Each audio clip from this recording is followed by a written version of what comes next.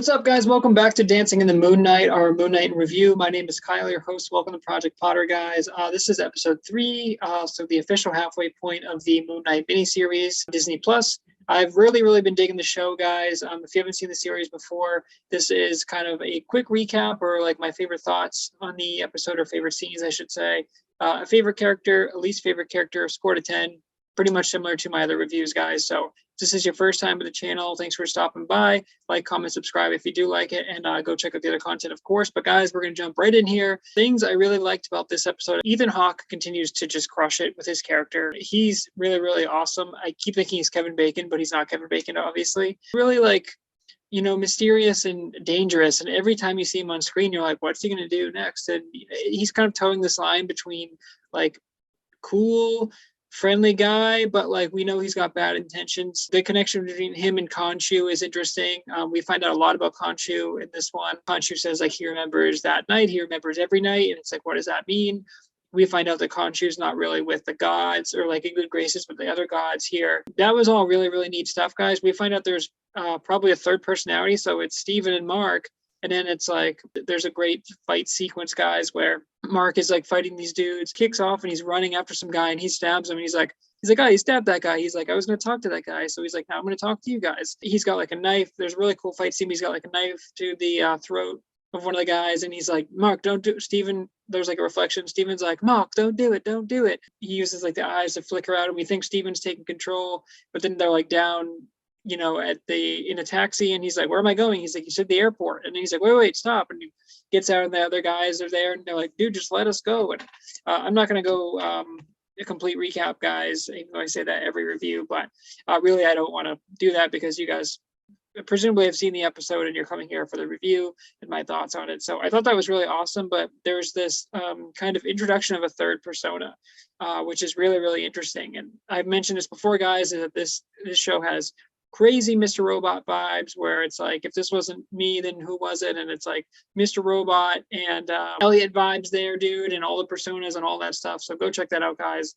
Obviously, hello, friends. I reviewed every single episode of Mr. Robot. It's my favorite show of all time. So part of the reason why I'm really digging this show, other than it's just a high quality show, and it's an MCU, and it's got Oscar Isaac, who I love. Well, I don't know what's going on. It's that personality. In this episode, they introduced that third persona where they're like, if it wasn't me and it wasn't you, then who was it? And it's like, who was it, dude? Like, who? There's another person. So like I said, guys, like stuff with Khonshu and the gods, and him not being in the graces of gods, and how he can like manipulate the sun or make like a solar eclipse or whatever. And they're like, if you do that again, it's not going to end well for you. That stuff was all awesome. Some things I did not like in this episode: when they go into the pyramid and all the avatars are speaking, the gods are speaking through their avatars. I thought that was a really cool idea, but I thought the execution was really weird and took me out of it, where like they have Oscar Isaac, and he's like, ah, and he like yells basically the lines, and then he goes back and he's like exhausted. And it just was like a really low budget, cheap trick. And I think the idea was great, like the gods being there and talking to the avatars. I think that's really awesome.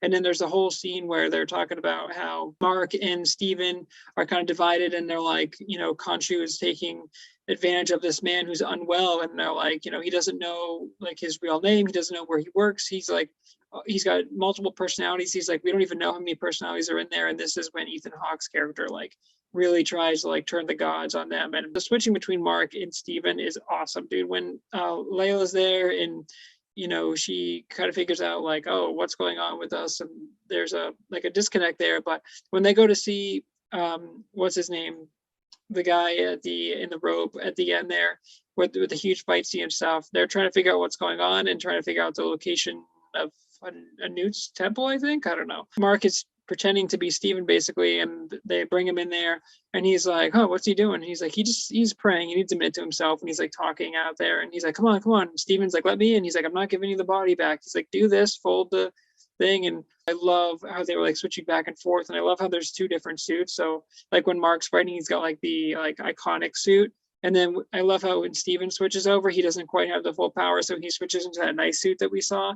So that's a really cool way that they kind of distinct between both of them. So the Khonshu getting banished, basically, or turned into stone, is really awesome in the fact that, though, like, he can still hear you, but he can't move, and they're just talking to like this little like stoned figure is, I think, really like chilling. And Ethan Hawke's character tells him, like, you will be the start of my victory or something, he says at the end. But yeah, I think it was a really, really cool episode overall. Some of the visual effects were awesome. I mean, when they find the constellations at the end, dude, Khonshu is helping Steven before Khonshu gets banished into the figure. That is so cool. And I was like, the music and the score and everything, the score, especially in this episode, I thought just stood out, and it felt very high quality. That's why the scene where the gods are there with the avatars, because he's like, tells Khonshu, like, aren't you coming with me? And he's like, oh, I'll be there. And it's really creepy. And I was like, oh, that's cool, dude. And I love Khonshu's design too, dude, with the bird mask and everything. I think that's really, really awesome. I think the CG looks amazing. So there's so much about this episode I dug. It's just a few things that kind of held it back for me, but those are kind of my thoughts on another very, very strong episode for Moon Knight.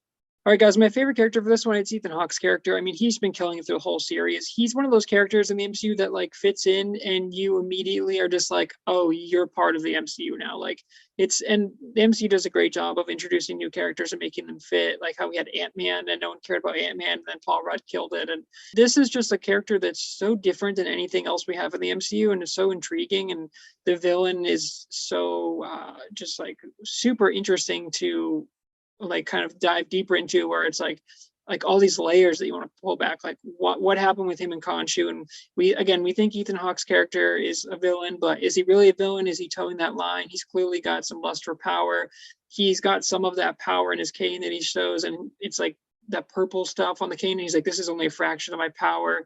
He like destroys the sarcophagus, and it's just really, really cool. And it's like his character's so unusual and exciting, and it's like I want to know more about that character. And I hope we get some sort of background or some sort of flashback with like one episode for him, because, and maybe it'll be next week, because I want to know more and see like how he got to this point, what happened. I would love to see him and Khonshu and how they interacted. So Ethan Hawke, I think it's I don't want to say a role of a lifetime for him, but he is really like a force in the show, and he is absolutely just crushing every bit of it.